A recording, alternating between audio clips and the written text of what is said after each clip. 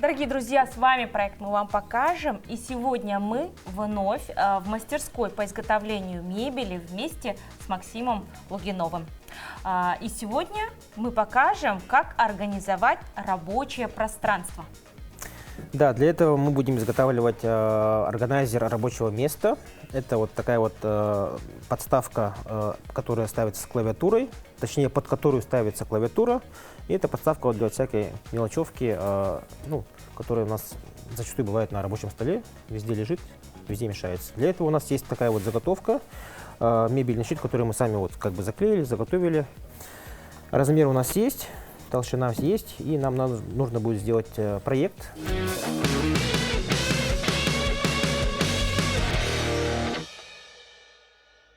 Наш сам органайзер. Ну, по размеру он будет у нас 50 сантиметров, 52 сантиметра сделаем. И по глубине он у нас будет примерно, скажем так, 18 сантиметров. 18 говорю. Сейчас сделаем. И вот наше внутреннее рабочее пространство будет таким. Вот получилось примерно так. И далее теперь нам нужно будет изготовить к нему ножки. Ножки у нас будут в длину примерно 13 сантиметров, 130 сделаем. Ой, много. 130. Так, ну и высота у нас примерно пойдет 8 сантиметров будет вполне достаточно.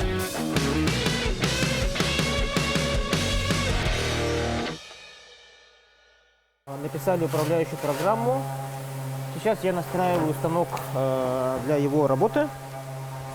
То есть у нас станок будет все дальше дело за станком? Да, нам надо будет только кнопку нажать, и он сам будет работать. Загружаем нашу управляющую программу в компьютер. Вот так у нас, получается, она выглядит. Уже все настроил на его работу. Так, и, в принципе, можно начинать.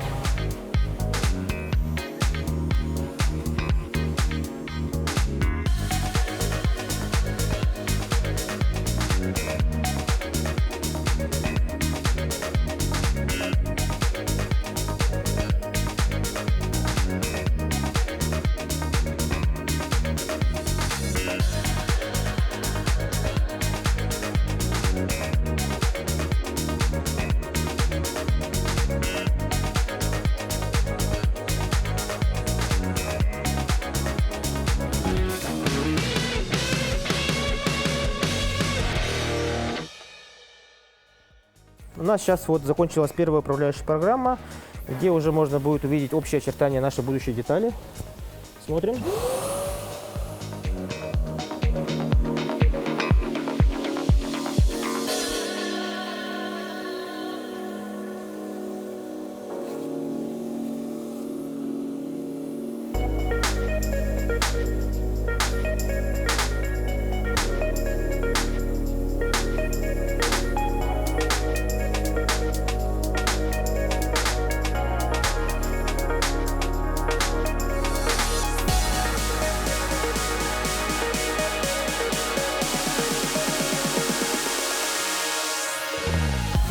Сейчас я буду запускать вторую управляющую программу. Для этого мне нужно будет поменять фрезу.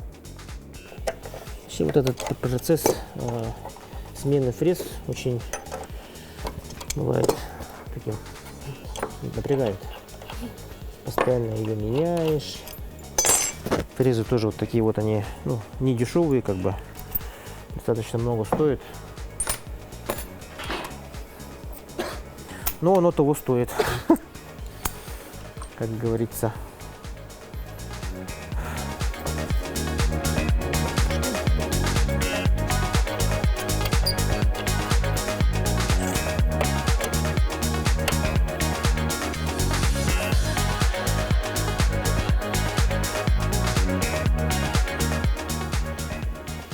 То есть мы поменяли фрезу, и эта фреза, она уже будет... Она уже пойдет по другой программе. Она будет выполнять какие-то мелкие задачи. И, собственно, она же будет у нас потом наши изделия, да, уже делать отдельными съемными деталями.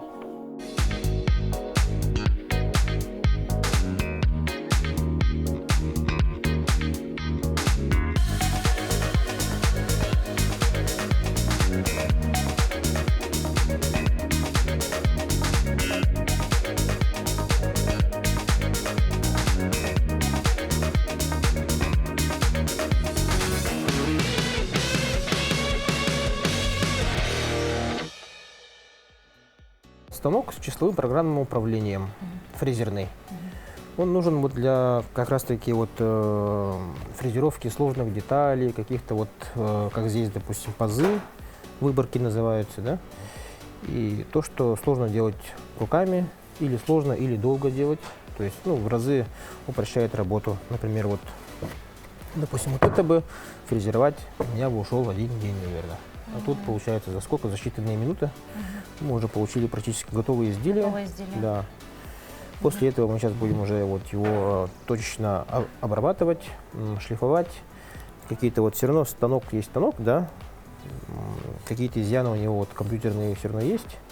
Будем это все исправлять, устранять и уже доводить до идеала.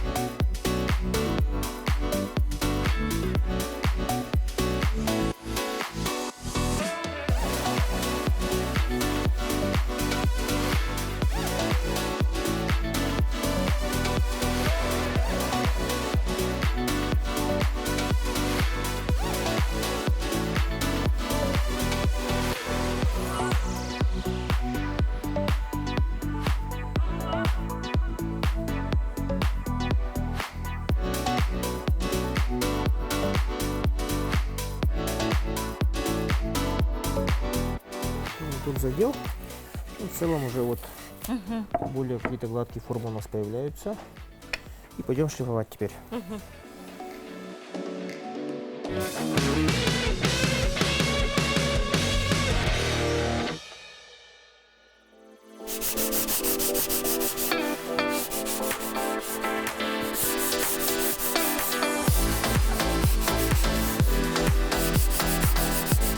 Это получается мелкое зерно, да? Да, 180-е, 120-е, ну тут так и написано, 120, 180. Ну, как правило, он вначале когда-то был 120-м, сейчас он 180-й. Все, что от него остается по мере эксплуатации.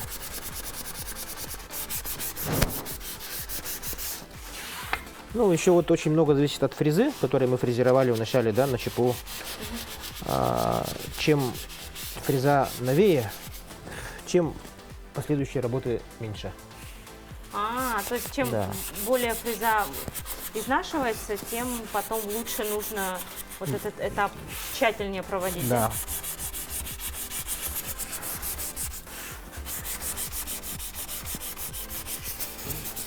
У нас, благо, фреза почти новая.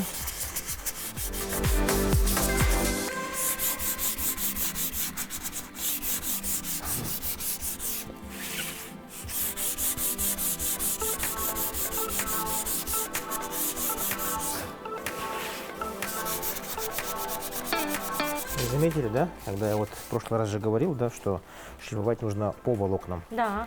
а не против. Вот здесь, казалось бы, форма вот такая вот, удобно шлифовать так вот, да? А я специально шлифую так, чтобы у нас не оставались следы.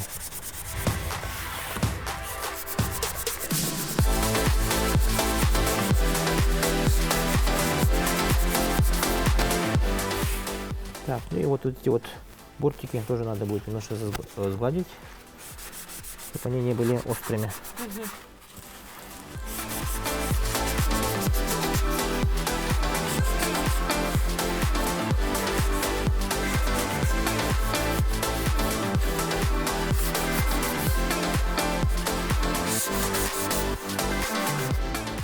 Ну, сейчас переходим к этапу шлифовки. У нас здесь 120-е зерно. Ну, приступаем.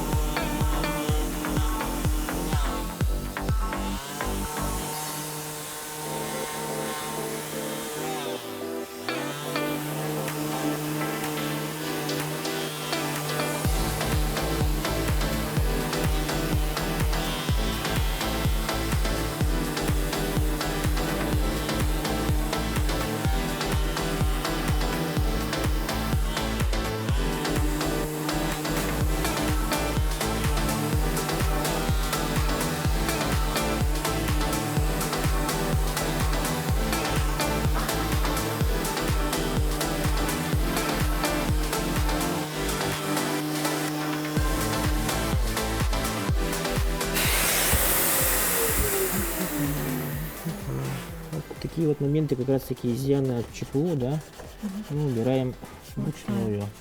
Да. То, с чем он не справился, все равно мы доделываем.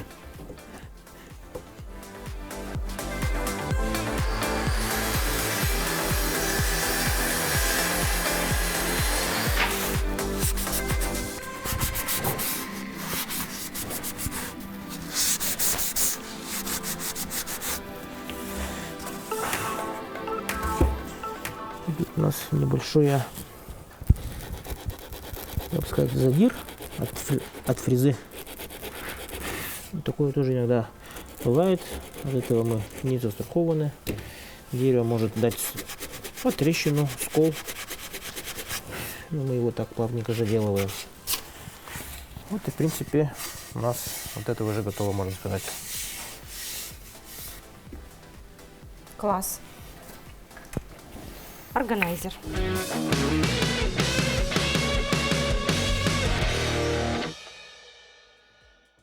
Ну что, друзья, мы переходим к этапу покрытия. Максим, чем мы покрываем наш органайзер? У нас есть масло по дереву, оно будет у нас в темном цвете. Все, можно покрывать. Берем губки. Ну, в прошлый раз уже пробовали, опыт у нас опыт у нас есть. имеется. Да. Прям замакиваем и прям покрываем. Не так много, как тут. Ага. Как и в прошлый раз. Масло дорогое. Ага. Так. И прямо вот буквально вот, ага, да. Во-во-во. Можно посмелее. Да. Вот здесь вот на краях я положил кисточку. Вот можно будет. А можно я будет прокрасить пока эти ножки детали, покрашу. да? Да.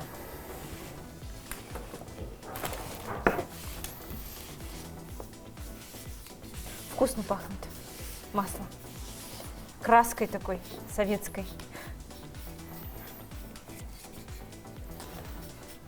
Ну, нынешнее масло, оно далеко не советское. Нет, реально запах похож, вот прям на, как вот в школе парты красили. Да. Скажем так, заморское. Ну, масло хорошее, на самом деле.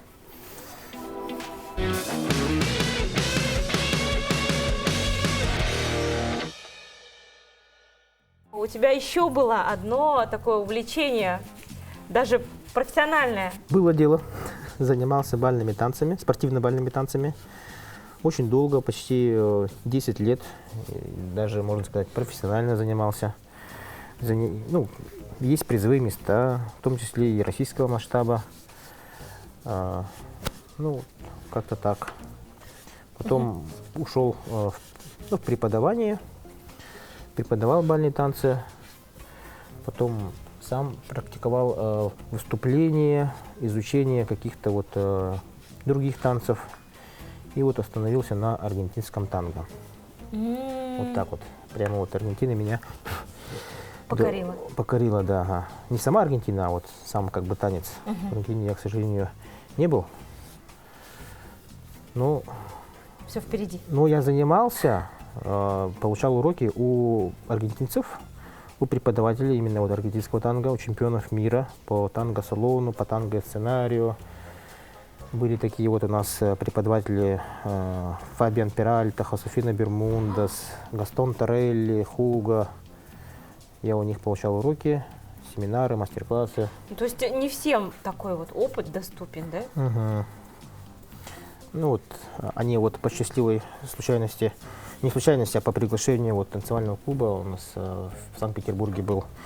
Есть такой клуб, который ежегодно устраивает фестивали, куда приглашают вот именитых преподавателей именно вот в сфере аргентинского танго. Меня на танцы отвела моя мама, скажем так. Сколько лет тебе? Тоже спустя, ну, мне было 7 лет. То есть вот с самого детства, получается, все это. Да, уже началось, почти 30 лет занимаюсь танцами. Сейчас эти меня хотят, ну, не хотят, а сам я волей-неволей, наверное, пытаюсь себя реанимировать в качестве преподавателя уже именно по аргентинскому танго. И, может, в скором времени начнем уже преподавать, вести уроки у нас в Якутске.